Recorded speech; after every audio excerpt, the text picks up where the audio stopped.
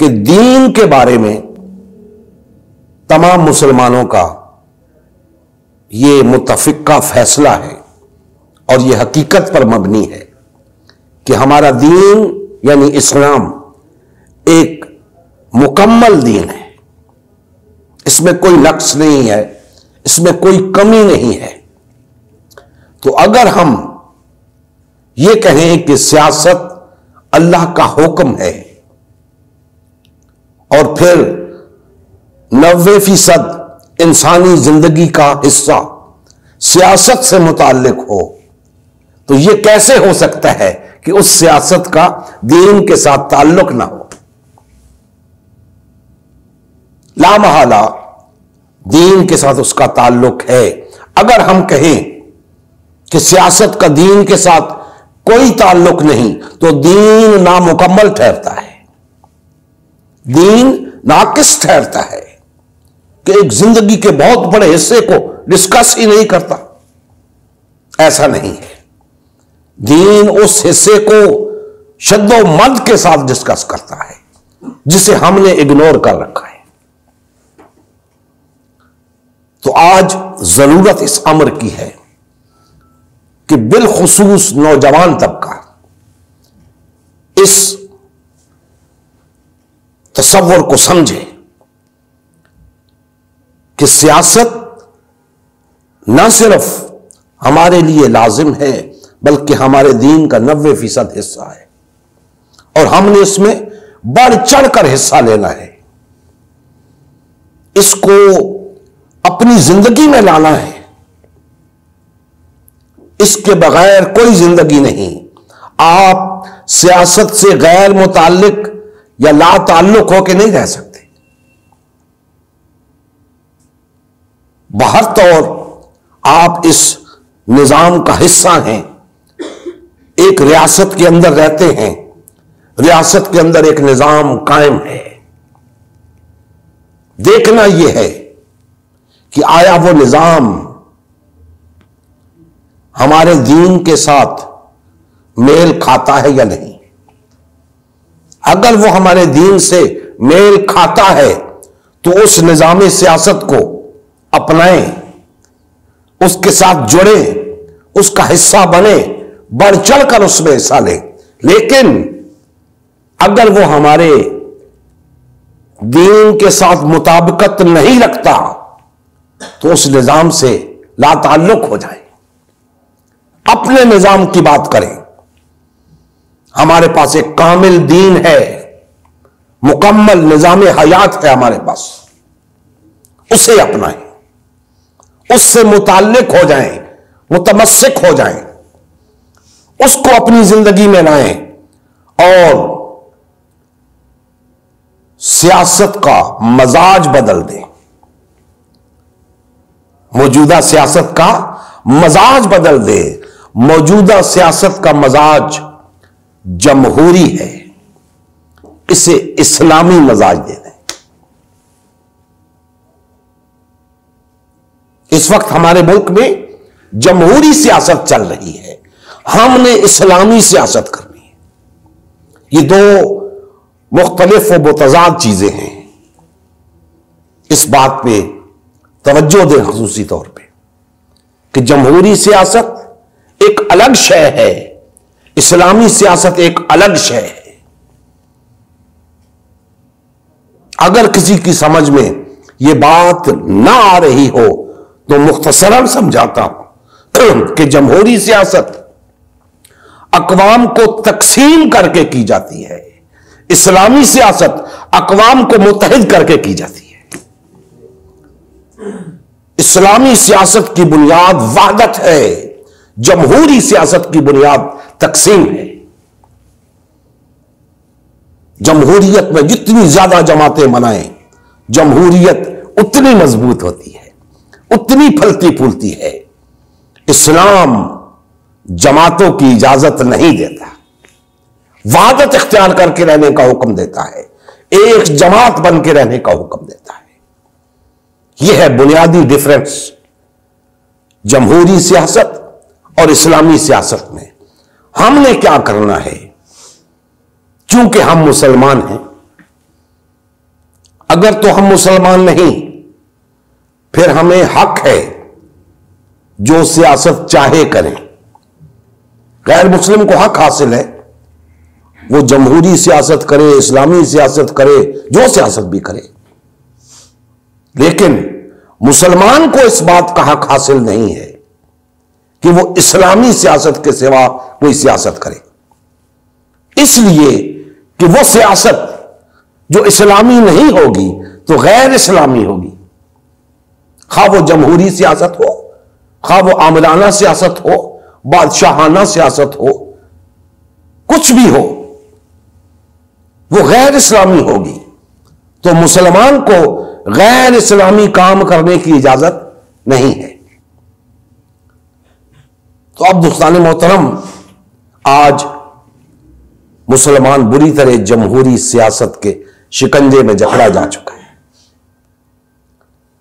نوجوان کو اس سیاست سے نکالنے کی ضرورت ہے، لیکن کہا جاتا ہے کہ اگر کسی سے گناہ چھڑوانا ہو، غلط کام چھڑوانا ہو، تو اس کا متبادل بھی اس کے سامنے رکھنا چاہیے تاکہ وہ ایک کو چھوڑ کے دوسری کو اپنائے. تو ہم کہہ رہے ہیں کہ غیر اسلامی سیاست کو چھوڑ کے اسلامی سیاست اپنائے. کرنا آپ نے وہی کچھ ہے جو جمہوری سیاست میں کر رہے ہیں، اسلامی سیاست میں آ کر بھی وہی کچھ کرنا ہے. لیکن اسلامی سیاست میں آ کر آپ کا وہ سیاسی مزاج بدل جائے گا، وہ جمہوری مزاج ختم ہو جائے گا. اور جمہوری مزاج آپ روزانہ دیکھتے ہیں، اچھی طرح جانتے ہیں کہ جمہوری سیاست کا مزاج کیا ہے. محض اپنے مفاد کی خاطر، محض اپنے اقتدار کی خاطر، اپنے ہی مسلمان بھائیوں کی یعنی دوسری جماعت والوں کی، اپوزیشن کی پگڑی اچھالنا، ایک دوسرے کو گالیاں دینا، ایک دوسرے کو نیچا دکھانا، خواہ مخواہ میں. ایک شخص کل اسی جماعت میں تھا، آج حکومت میں آ کر اسی جماعت کو گالیاں دے رہا ہے. آج حکومت میں ہے، کل کسی اور جماعت میں جا کر حکومتی جماعت کو گالیاں دے گا. یہ جمہوری مزاج سیاست بتا رہا ہوں آپ کو. ٹاک شوز میں بیٹھتے ہیں، سوائے ایک دوسرے کو نیچا دکھانے کے، ایک دوسرے کو ننگا کرنے کے، اور کوئی کام نہیں ان کا. ہوتے کون ہیں؟ دونوں مسلمان بھائی، جنہیں بھائی بھائی بن کر رہنے کا حکم ہے، جنہیں ایک دوسرے سے محبت قائم رکھنے کا حکم ہے، جنہیں وحدت قائم رکھنے کا حکم ہے. وہ بیٹھ کر ایک دوسرے کو، کوئی کسی کو انڈیا کا ایجنٹ کہتا ہے، کوئی امریکہ کا ایجنٹ کہتا ہے، کوئی یہودی کا ایجنٹ کہتا ہے.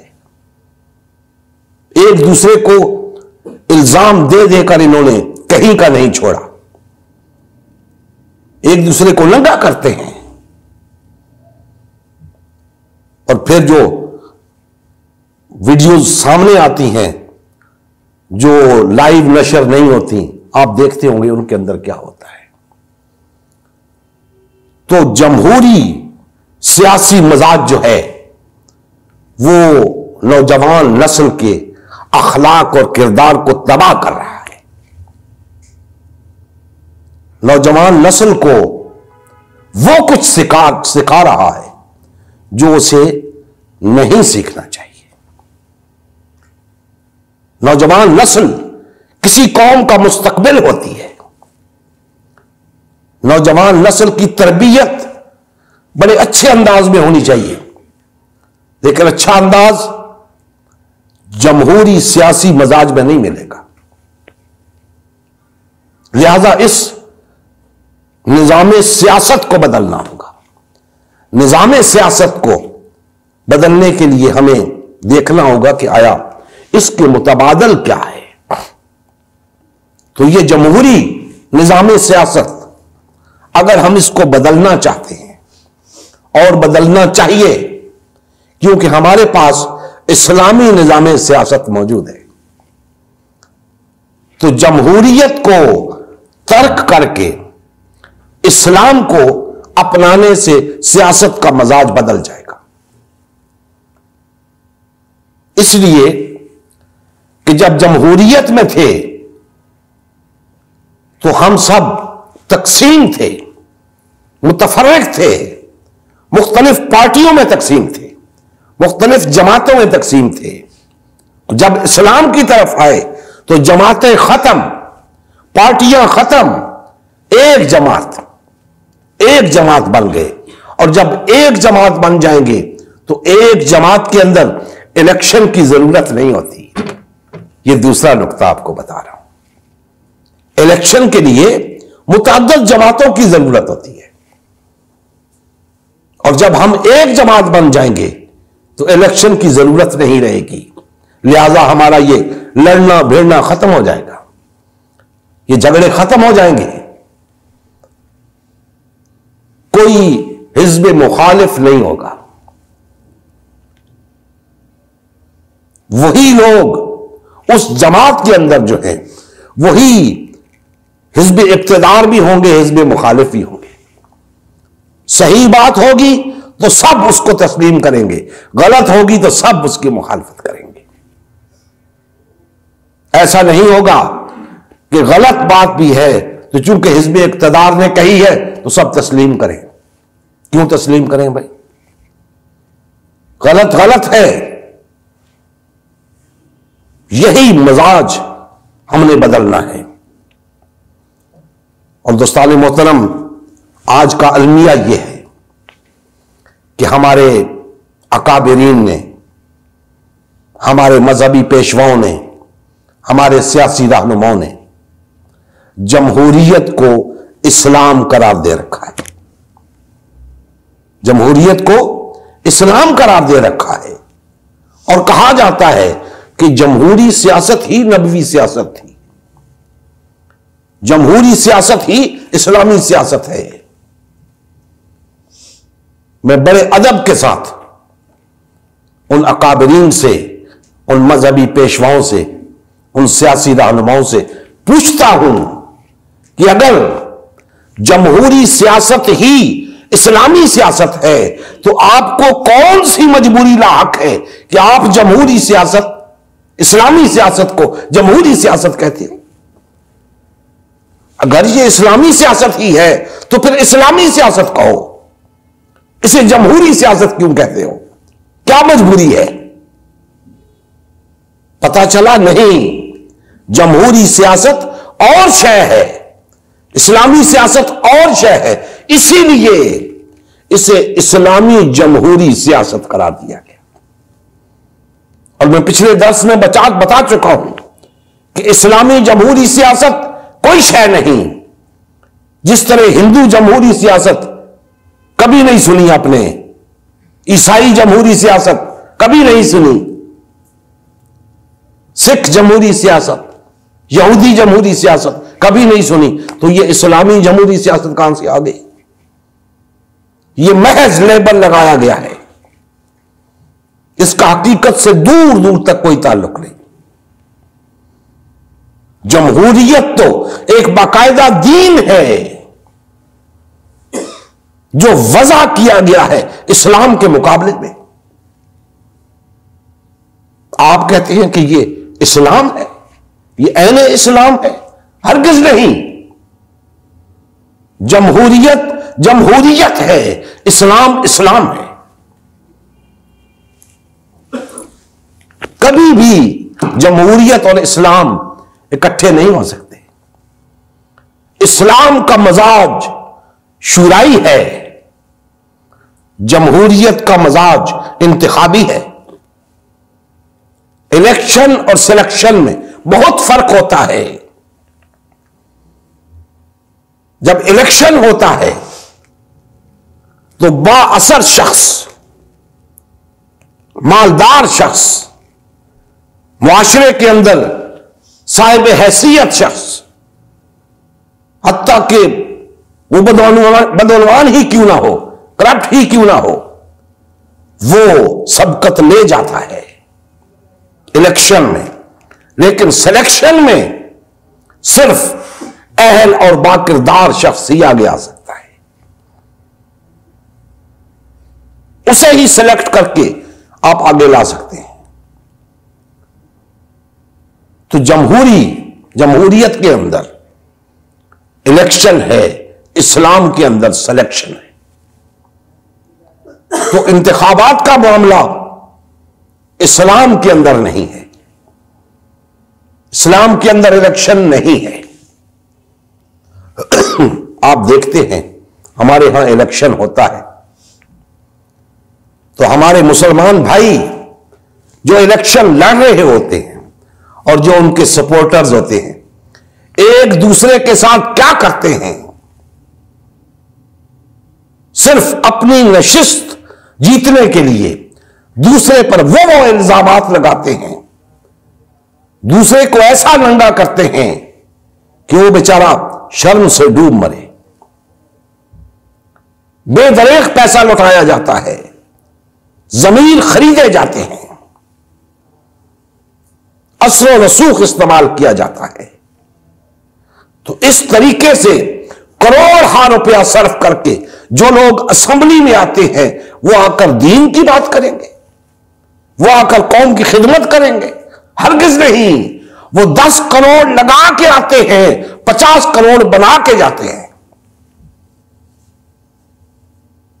ان کا آنا فقط اس لیے ہوتا ہے کہ ایک تو اپنے تمام معاملات کو تحفظ مل جاتا ہے کہ حکومت میں آ گئے، دوسرا 10 کروڑ لگایا، 50 کروڑ کما لیا، اگلے الیکشن تک اور مستحکم ہو گئے اور ملک کی خزانے کو بے دردی سے لوٹتے ہیں، کوئی پوچھنے والا نہیں۔ سارا نظام ہی جمہوری ہے، ہر ادارے کا مزاج جمہوری ہے۔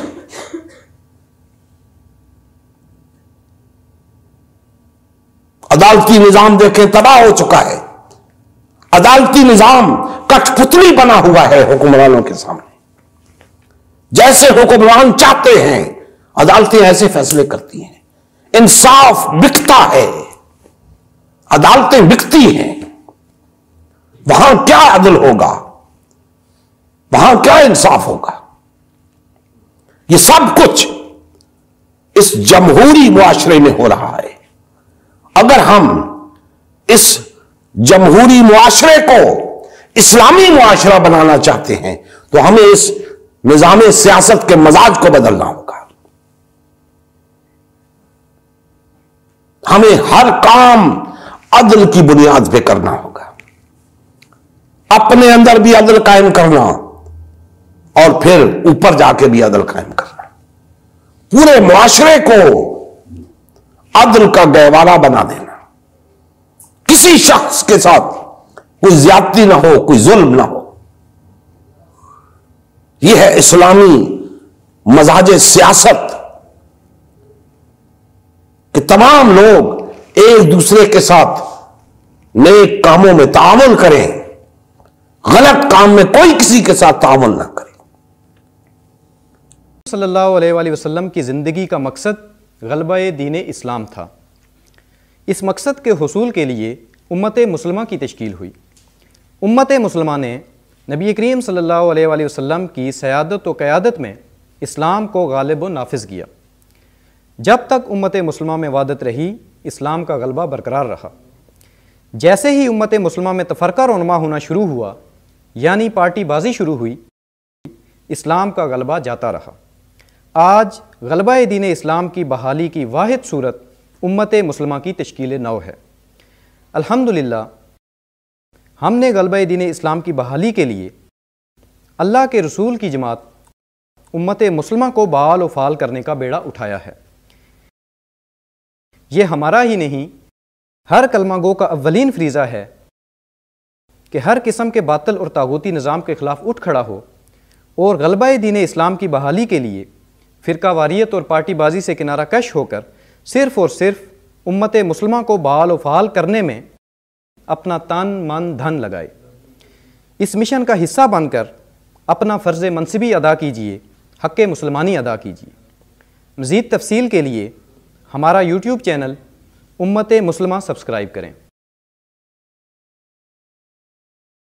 ہمارا فیس بک پیج امت مسلمہ کی تشکیل نو لائک کریں۔ اس پیغام کو زیادہ سے زیادہ شیئر کریں۔ سوال و جواب یا فیڈ بیک کے لیے ہمارا واٹس ایپ گروپ یا میسنجر گروپ جوائن کریں یا اس نمبر پر رابطہ کریں۔ نمبر اور تمام لنکس ڈسکرپشن میں بھی موجود ہیں۔ جزاک اللہ خیر۔